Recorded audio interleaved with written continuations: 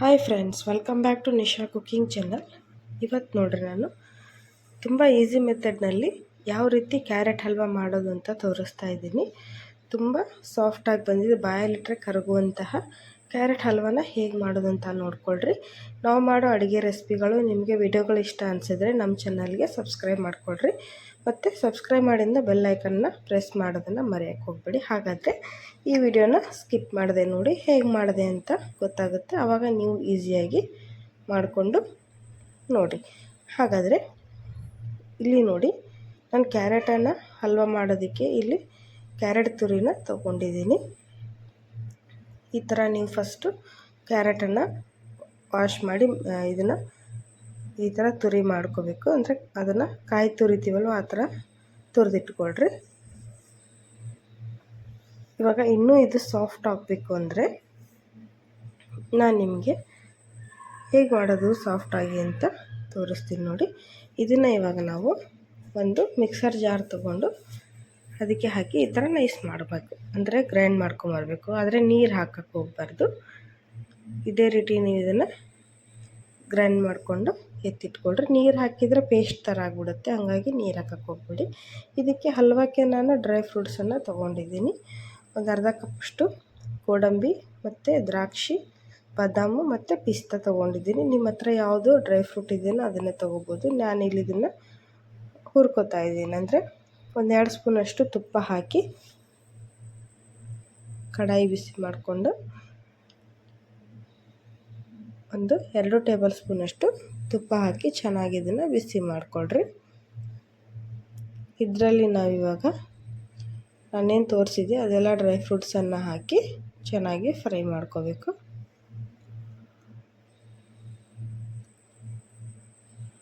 ಈಗ ನಾನು ಬಾದಾಮಿನ ಸ್ವಲ್ಪ ಕಟ್ ಮಾಡಿದ್ದೀನಿ, ಇದನ್ನು ಹಾಕಿ ಫ್ರೈ ಮಾಡ್ಕೋತೀನಿ. ಫಸ್ಟು ಒಂದೊಂದೇ ಹಾಕಿ ಚೆನ್ನಾಗಿ ಖಡಕ್ಕಾಗಿ ಫ್ರೈ ಮಾಡ್ಕೊಳ್ರಿ. ಆವಾಗ ತಿನ್ನಬೇಕಾದ್ರೆ ತುಂಬ ಚೆನ್ನಾಗಿರುತ್ತೆ. ಅದು ಎಲ್ಲದನ್ನು ಹಾಕಿ ಸರಿಯಾಗಿ ಫ್ರೈ ಮಾಡಿರಿ. ಇವಾಗ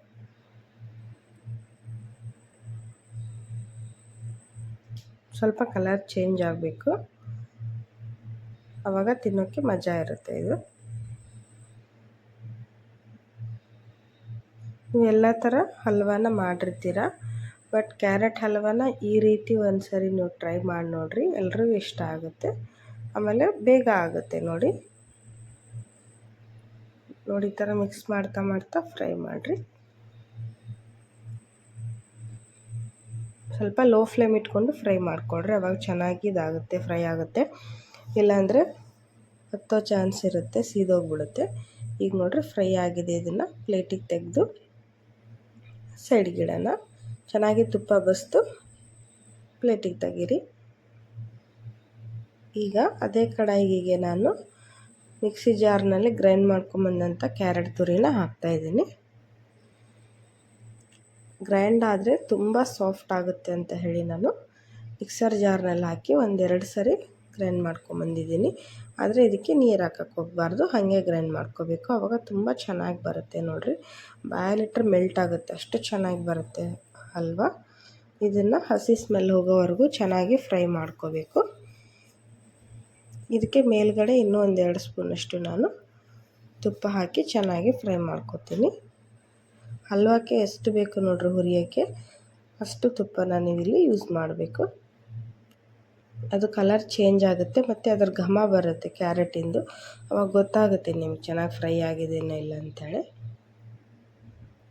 ಹಸಿ ವಾಸನೆ ಹೋಗೋವರೆಗೂ ಚೆನ್ನಾಗಿ ಈ ಥರ ಮಿಕ್ಸ್ ಮಾಡ್ತಾ ಒಂದು 4-5 ನಿಮಿಷದವರೆಗೂ ಚೆನ್ನಾಗಿ ಫ್ರೈ ಮಾಡಿದ್ರೆ ತುಂಬ ರುಚಿಯಾಗಿ ಬರುತ್ತೆ ಅದು. ನೋಡಿರಿ, ಯಾಕಂದರೆ ಅದು ಕ್ಯಾರೆಟ್ ತುರಿ ಹಸಿಯಾಗಿದ್ದರೆ ಚೆನ್ನಾಗಿರಲ್ಲ, ಹಸಿ ವಾಸನೆ ಹೋಗಬೇಕು.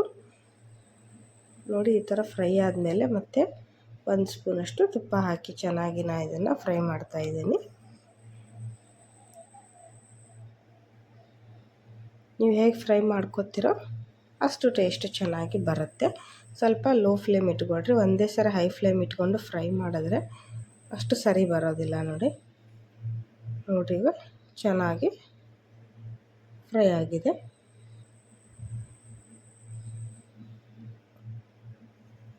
ಈಗ ನಾನು ಇದಕ್ಕೆ ಹಾಲು ಹಾಕ್ತಾಯಿದ್ದೀನಿ. ಅಂದರೆ ಕ್ಯಾರೆಟ್ ಬೇಯುವಷ್ಟು ಹಾಲು ಹಾಕಿ ಚೆನ್ನಾಗಿ ನಾನಿಲ್ಲಿ 1 ಕಪ್ ಹಾಲನ್ನು ಹಾಕಿ ಇದನ್ನು ಮಿಕ್ಸ್ ಮಾಡಿ ಚೆನ್ನಾಗಿ ಕುದಿಯೋಕ್ಕೆ ಬಿಟ್ಬಿಡಿ. ಚೆನ್ನಾಗಿ ಸಾಫ್ಟಾಗಿ ಕುದಿಬೇಕು. ಒಂದು 5 ನಿಮಿಷ ಇದನ್ನು ಚೆನ್ನಾಗಿ ಬಾಯ್ಲ್ ಮಾಡಿಕೊಳ್ರಿ. ಕ್ಯಾರೆಟ್ ಬೇಯೋಕ್ಕೆ ಒಂದು 5-10 ನಿಮಿಷ ಆದರೆ ಸಾಕು ನೋಡಿರಿ, ಚೆನ್ನಾಗಿ ಬೇಯುತ್ತೆ. ನೋಡಿ ಇಲ್ಲಿ ಚೆನ್ನಾಗಿ ಬೆಂದಿದೆ. ಇದಕ್ಕೆ ಸ್ವಲ್ಪ ನಾನು ಏಲಕ್ಕಿ ಪೌಡ್ರನ್ನು ಹಾಕಿದ್ದೀನಿ. ಹಾಕಿ ಸ್ವಲ್ಪ ಅದೆಲ್ಲ ತೇವಾಂಶ ಹೋಗೋವರೆಗೂ ಚೆನ್ನಾಗಿ ಹುರ್ಕೊಳ್ರಿ. ಅಂದರೆ ಕುದಿಬೇಕು ಚೆನ್ನಾಗಿ. ಅದು ನೀವು ಗ್ರೈಂಡ್ ಮಾಡ್ಕೊಂಡಿರೋದ್ರಿಂದ ಜಾಸ್ತಿ ಹೊತ್ತು ಕುದಿಯೋಕ್ಕೆ ಟೈಮ್ ತೊಗೊಳ್ಳಲ್ಲ ನೋಡಿ, ಬೇಗನೆ ಕುದ್ದುಬಿಡುತ್ತೆ.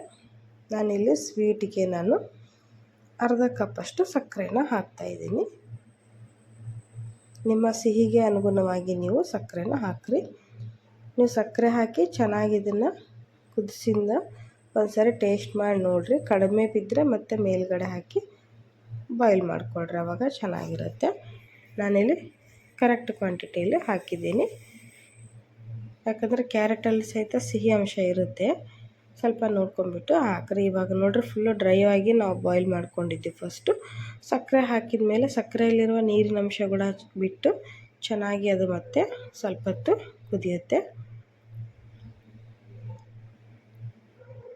ಈಗ ಮತ್ತೆ ಒಂದು 2 ನಿಮಿಷ ಇದನ್ನು ಹೀಗೆ ಬಿಡೋಣ, ಚೆನ್ನಾಗಿ ಬಾಯ್ಲ್ ಆಗಲಿ. ನೋಡಿ ಸಾಫ್ಟಾಗಿ ಬೆಂದಿದೆ.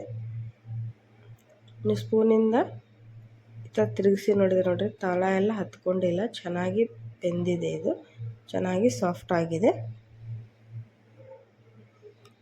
ನೋಡಿರಿ, ಒಳ್ಳೆ ಪೇಸ್ಟ್ ಥರ ರೆಡಿಯಾಗಿದೆ. ಈಗ ಇದಕ್ಕೆ ನಾವು ಫಸ್ಟು ತುಪ್ಪದಲ್ಲಿ ಹುರ್ಕೊಂಡಂಥ ಎಲ್ಲ ಡ್ರೈ ಫ್ರೂಟ್ಸನ್ನು ಹಾಕೋಣ.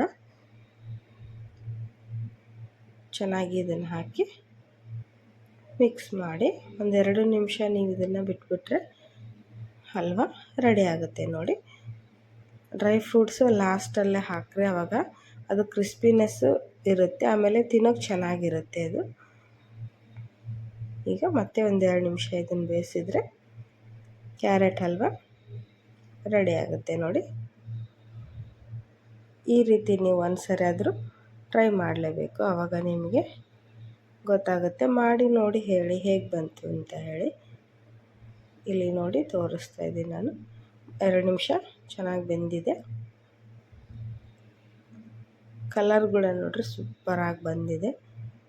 ನ್ಯಾಚುರಲ್ ಕಲರ್, ಯಾವುದೇ ಫುಡ್ ಕಲರ್ ಯೂಸ್ ಮಾಡಲಾರ್ದೆ ಚೆನ್ನಾಗಿ, ಅದು ಕ್ಯಾರೆಟ್ನಲ್ಲೇ ಒರಿಜಿನಲ್ ಕಲರ್ ಇರುತ್ತೆ. ತುಂಬ ಚೆನ್ನಾಗಿ ಯಮ್ಮಿಯಾಗಿ ಬಂದಿದೆ ನೋಡಿರಿ. ಈಗ ಇದು ರೆಡಿಯಾಗಿದೆ ನೋಡಿರಿ. ಸ್ವಲ್ಪ ಒಂದು 2 ನಿಮಿಷ ತಣ್ಣಗಾದ ಮೇಲೆ ಸ್ವಲ್ಪ ಕೂಡ ನೋಡಿರಿ ತಳ ಹಿಡಿದಿಲ್ಲ, ಅಷ್ಟು ಚೆನ್ನಾಗಿ ಅದು ಡ್ಯಾನ್ಸ್ ಮಾಡೋ ಥರ ಕಾಣಿಸುತ್ತೆ ನೋಡಿರಿ. ಸ್ವಲ್ಪ ಕೂಡ ನಾವು ಹೇಗೆ ತಿರುಗಿಸ್ತೀವೋ ಹಾಗೆ ಬರುತ್ತೆ. ಈಗ ಇದನ್ನು ಇದೇ ರೀತಿ ನೀವು ಟ್ರೈ ಮಾಡಿರಿ. ಇಷ್ಟ ಅನಿಸಿದರೆ ನಮ್ಮ ವಿಡಿಯೋಗೆ ಲೈಕ್ಸ್ ಆ್ಯಂಡ್ ಶೇರ್ ಮಾಡಿಕೊಡ್ರಿ. ಬಾಯ್.